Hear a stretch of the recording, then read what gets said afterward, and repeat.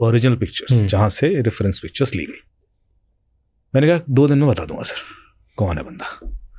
2 दिन बाद हमने आइडेंटिफाई किया, वो बंदा अरेस्ट भी करवाया।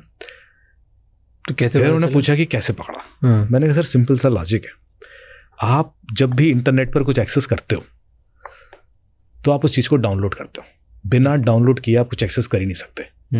Actually the technical action is downloading it. तभी तो आप देखोगे वो टैम्प फोल्डर में डाउनलोड होता है, इसलिए you don't consider it downloading thing. तो जिसने पिक्चर्स देखी वो सर्वर से डाउनलोड रिसर्च एक्टिविटी। तो जब मैंने फेसबुक से पूछा कि भाई पिछले 3 महीनों में कौन कौन है जिसने ये 17 पिक्चर्स डाउनलोड किया, so they could give me a detailed profile list कि इतने लोगों ने किया है। काफ़ी बड़ी लिस्ट थी।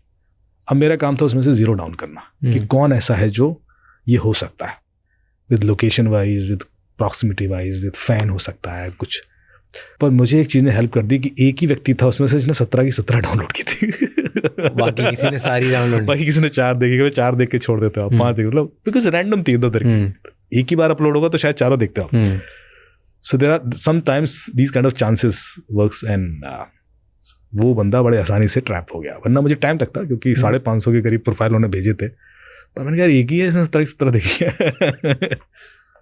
तो ये वो इतना इजी होता है टू ढूंढना यूनिक आईडी एंड ये सब? इजी नहीं होता, लेकिन अब इजी बनाना पड़ता है विद एआई एंड ऑल।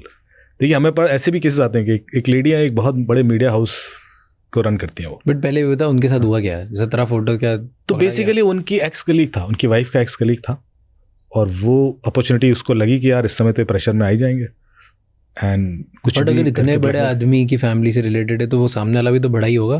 नहीं, बड़ा नहीं, जरूरी नहीं है। अच्छा, ऐसे ऑफिस में था कि? अरे बहुत सारे इनसाइडर होते हैं, बहुत सारी चीजें सोशल मीडिया से निकल आती हैं जो आप अननोइंगली अनकॉन्शियसली शेयर कर देते हो। आप नहीं शेयर कर रहे, सामने वाला शेयर कर रहा है।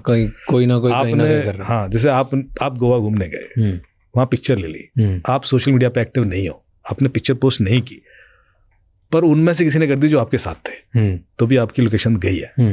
अब ये चीज आपको नहीं पता है कि आपकी लोकेशन बाहर लीक्ड है। उसकी को यूज करके कोई आपको कॉल करे कि सर मैं आपको गोवा में देखा है ना, आई वाज इम्प्रेस्ड, तो आप इमीडिएटली ट्रस्ट करोगे क्योंकि आपको लगेगा यार मैं तो कहीं डाला नहीं है। ये ह्यूमन ब्रेन की कमजोरी है कि जो चीज आपने नहीं शेयर की है वो किसी और से शेयर हो तो आप उस पर ट्रस्ट कर लेते हो। और यही रूट कॉज है सारे साइबर क्राइम का। जितने साइबर क्राइम होते हैं, आप गौर से देखना, ये क्रिमिनल का पहला अटेम्प्ट नहीं होता जब आपको कॉल करता है, वो यूपीएससी का 3rd अटेम्प्ट होता है।